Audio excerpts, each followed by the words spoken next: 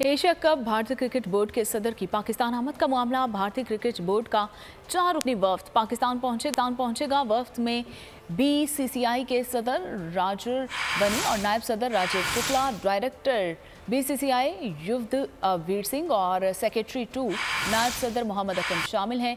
BCCI वफ्द आज दोपहर में वाहगा बॉर्डर के रास्ते पाकिस्तान पहुंचेगा और राजर बनी और राजीव शुक्ला समेत भारतीय वफ्द एशिया कप के 5 और 6 सितंबर के मैचेस भी देखेगा। पीसीबी ने एशिया कप के लिए बीसीसीआई और आईसीसी समेत मुतादिद क्रिकेट बोर्ड्स के सरबराहान को दावत दी है।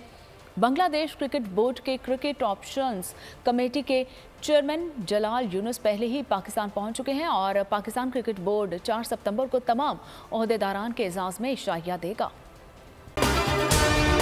अगर आपको ये वीडियो पसंद आई है तो हमारे चैनल को सब्सक्राइब कीजिए और बेल आइकन को प्रेस कीजिए।